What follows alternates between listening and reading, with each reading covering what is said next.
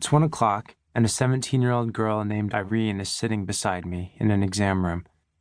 Irene is wearing a teal crewneck sweater and cerise corduroys. Her brunette hair calmly rests just below her shoulders. She sits with impeccable posture, back straight, hands on her thighs, face calm and expressionless, staring at the wall in front of us. Irene's mother brought her to the hospital because she was having a psychosis episode. Since we just met, it's not yet clear whether Irene is psychotic, but as the admitting physician, it's my job to find out.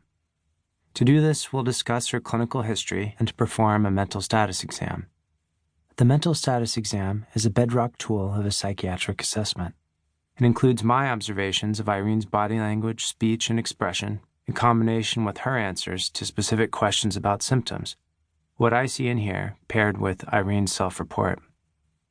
Irene and I walk into an adjoining room to speak privately.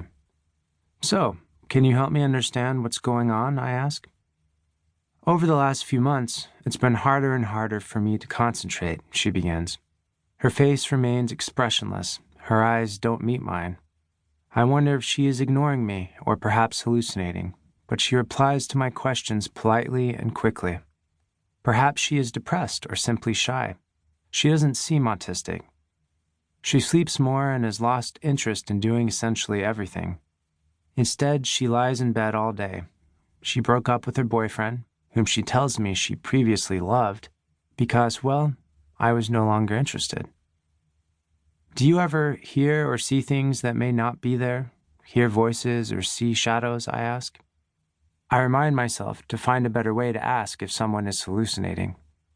"Oh no," she says politely, with a reserved shake of her head.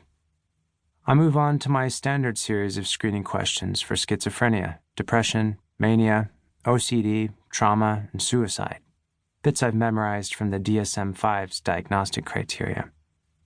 As we speak, I keep a mental tally of whether what she's telling me fits into one of these diagnostic bins. It doesn't. She doesn't use drugs, has no family history of mental illness, has always done well in school. I shine a light in Irene's eyes to make sure her pupils constrict, first the left side, then the right. I ask Irene to follow my finger with her eyes as I trace an H in front of her head and check that the muscles in her face can smile, frown, bare her teeth, squint, and so on. I test the strength, sensation, and reflexes in her arms and legs. I listen to her heart, lungs, and belly. Nothing seems amiss. Her blood pressure, heart rate, and electrocardiogram are equally normal. Throughout our conversation, Irene is more than calm and cooperative. She is graceful. We return to speak with Irene's mother, who tells me that for the last year or two, Irene has been having psychosis episodes. Each episode, her mother describes with consternation, lasts 2 to 3 weeks. The episodes begin and end without rhyme or reason. During these times, she doesn't sleep, but rather just lies in bed, has a warped sense of time, barely eats, and has full conversations with herself that can last an hour. The mother suggests that Irene laughs inappropriately when no one's around or nothing seems funny. "I do not, Mom," Irene protests, breaking character by leaning forward over her legs with an unrestrained giggle. We fall silent.